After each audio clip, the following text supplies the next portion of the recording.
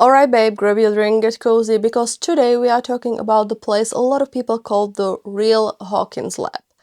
And just like in Stranger Things, it all starts with a creepy government base, weird rumors, and a whole lot of unanswered questions.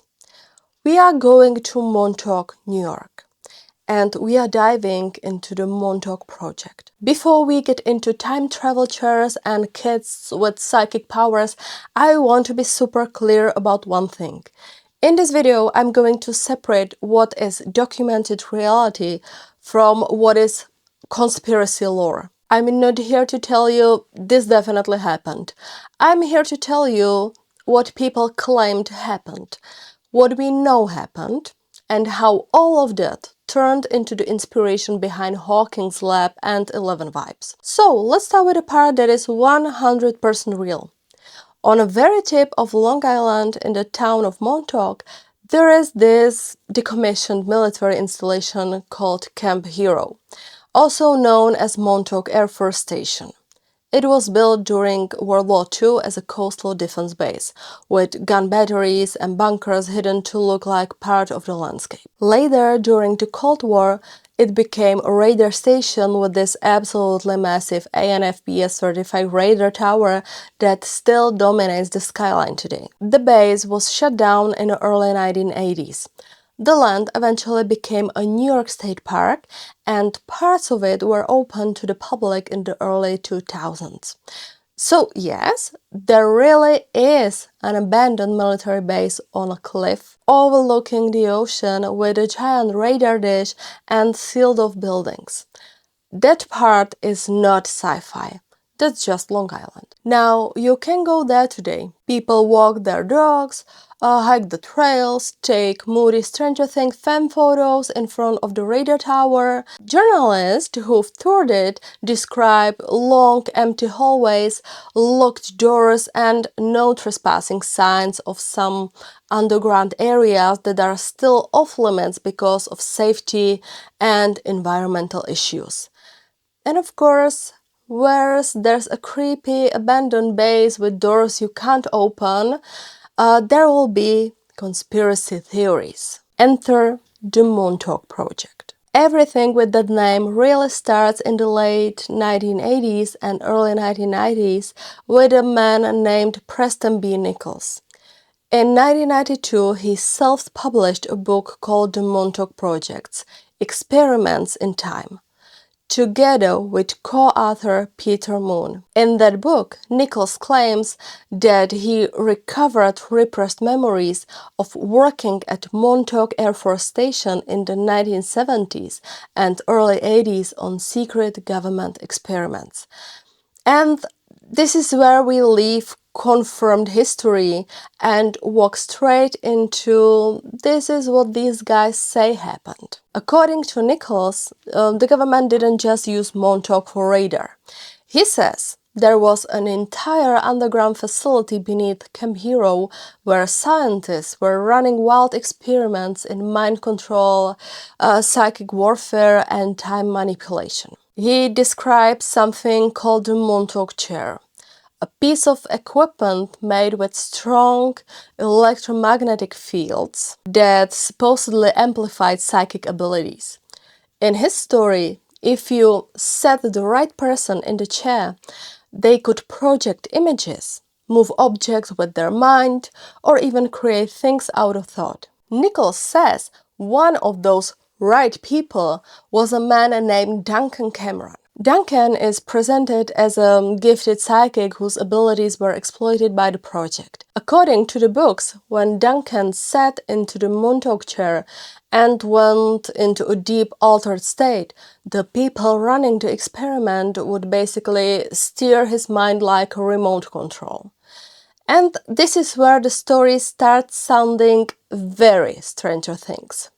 Nichols claims that children and teenagers were abducted or taken from the streets and brought to Montauk as test subjects. Some of those kids supposedly had psychic abilities like telepathy or remote viewing. The project ran experiments involving mental control, implanted thoughts, and attempting to open portals in time and space. At some point, Duncan supposedly manifested a creature from his subconscious, a huge monster that rampaged through the underground base and wrecked equipment.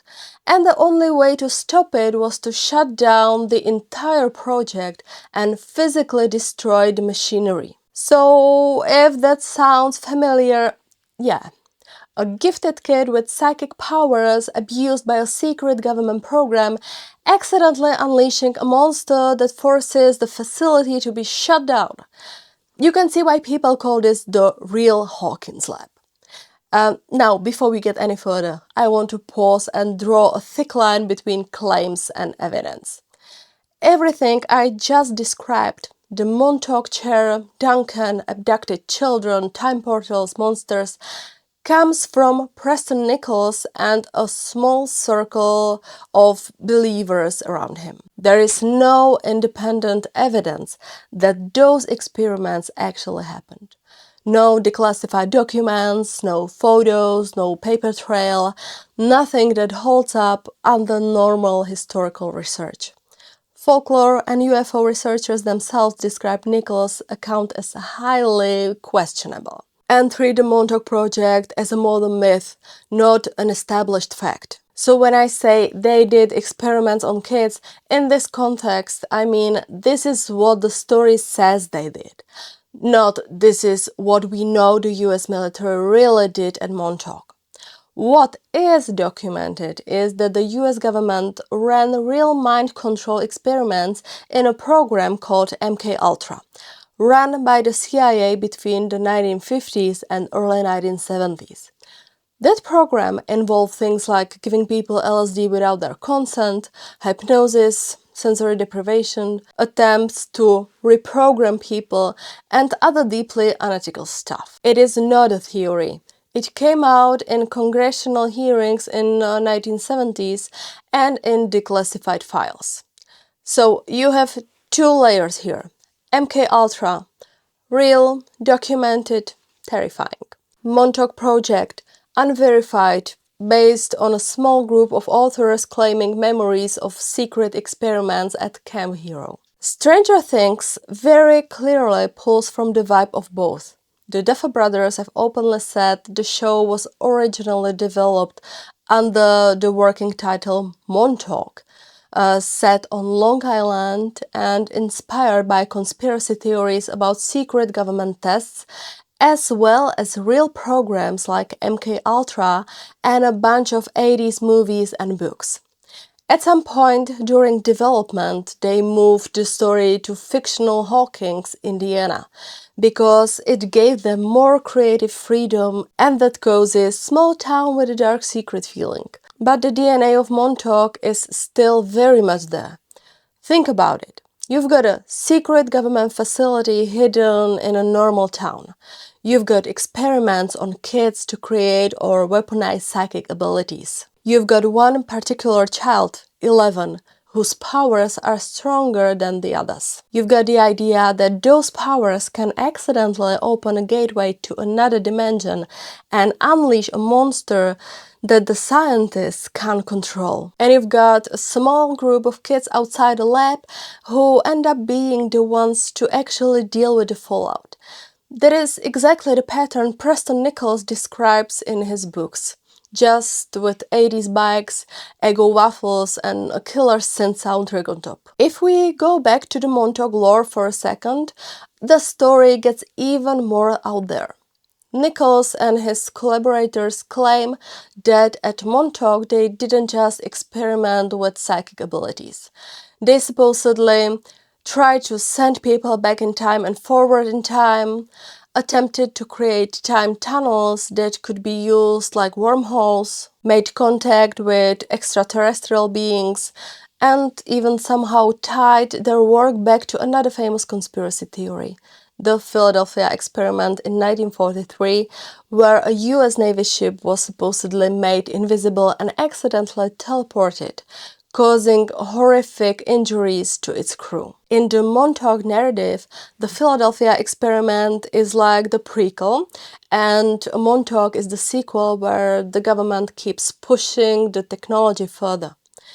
Again, this is story, not established fact. But you can see how, if you are a sci-fi writer planning a show like Stranger Things, this stuff is like an all-you-can-eat buffet of plot ideas. Now, let's talk about the location itself, because Camp Hero does a lot of heavy lifting for creep factor. Camp Hero was designed in World War II to look like a civilian fishing village from the sea. The gun batteries were disguised in fake houses so enemy ships and planes wouldn't easily spot them.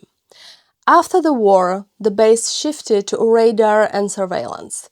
The AN-FPS-35 radar tower there was one of the largest of its kind, and neighbors complained about interference with their TVs and radios. When the base was finally shut down in the 1980s, a lot of the structures were simply abandoned. Over time you get cracked pavement, overgrown bunkers, empty guard posts, underground rooms with heavy steel doors that are now locked. That's already creepy without adding in, oh, and also there is a time portal in the basement. Journalists who have toured the site since it became a state park describe it as eerie, frozen in time, and straight out of a Cold War horror movie. One Business Insider writer, who is also a Stranger Things fan, visited in 2023 and explicitly draw parallels between Camp Hero and Hawkins Lab, especially the Lonely Giant radar and the way parts of the base are still fenced off with warning signs. So you have this perfect storm. A real abandoned base with secretive history. A real CIA program, MKUltra, that shows the government did run creepy psychological experiments. A series of books in the 1990s turning Camp Hero into the center of a huge sci-fi conspiracy. And then decades later, a hit Netflix show that pulls all of this into a stylish 80s horror story. The big question is, did anything like the Montauk Project actually happen? If we stick strictly to confirmed facts, there is no credible evidence that the US government ran time travels or interdimensional experiments at Montauk. There is no declassified documents backing up Nichols' claims, no independent witnesses that can be verified, and no physical proof that stands up to scientific scrutiny. Historians and serious researchers treat the Montauk Project as a modern myth, comparable to other conspiracy legends. On the other hand, the feeling behind the story are very real. The 70s and 80s were full of real scandals that shattered people's trust in institutions. MKUltra, Watergate, Vietnam, radiation experiments, Tuskegee. Once you know your government has done genuinely awful things in secret, it's not a huge leap for your brain to go, okay, so what else haven't they told us? Montauk slots right into that hole in the collective imagination. There's also this very human thing where abandoned buildings attract stories. You look at a rusting radar tower and a locked tunnel entrance and your brain does not go, oh yes, environmental hazards and asbestos. It goes, a monster lab. So is Montauk real Hawkins Lab? In a literal sense, no. Hawkins Lab is a fiction.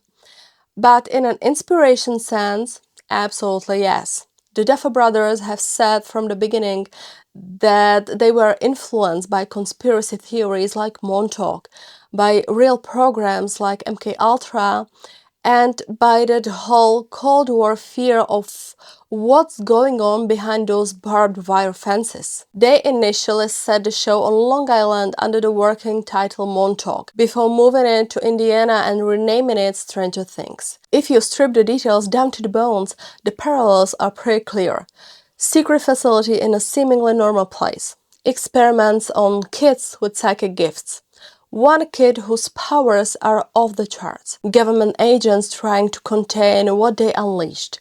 A creature pulled from someone's mind into physical reality. And the idea that children, not adults in lab coats, are the ones who ultimately face the consequences. So, where does that leave us? For me, the Montauk Project is fascinating less because I think there's a literal time portal under a New York State park, and more because it shows you what people fear. Fear that kids can be used as test subjects. Fear that governments will hide anything if they think it might give them an advantage. Fear that there's something huge and dangerous humming away just out of sight, under the ground, behind a fence, in a building you are not allowed to enter. It also shows you how stories evolve. You'll start with a real history, a radar base and a creepy Cold War vibe. Add real scandal, MK Ultra and unethical experiments. Throw in a guy like Preston Nichols who either genuinely believes in his own memories or is building a mythology on purpose. Over time, the story grows, mutates and spreads. And then artists come along and turn that myth into pop culture. That's how you get from Camp Hero to Hawkins Lab. So if you ever find yourself walking out near Montauk Point and you see the giant radar tower on the cliff, just know, under your feet is a very normal history of radar, coastal defense, and park politics. And layered on top of it is this wild, tangled urban legend about psychic boys, time tunnels, and a monster that had to be shut down. Whether you see a park or a portal, kind of depends on what you bring with you. Alright babe, if you made it this far, tell me in the comments, do you think the Montauk Project is just a modern campfire story, or do you think there might be something buried under all that conspiracy smoke? And also, if Stranger Things was originally called Montauk and set there, would you have liked it better? Or are you Team Hawkins forever? Hit like if you learned something new, subscribe if you want more real stories behind the horror deep dives, and send this to that one friend who's obsessed with Stranger Things lore. Stay curious, stay skeptical, and if you ever hear a weird humming under an abandoned bunker, maybe don't go looking for the on switch.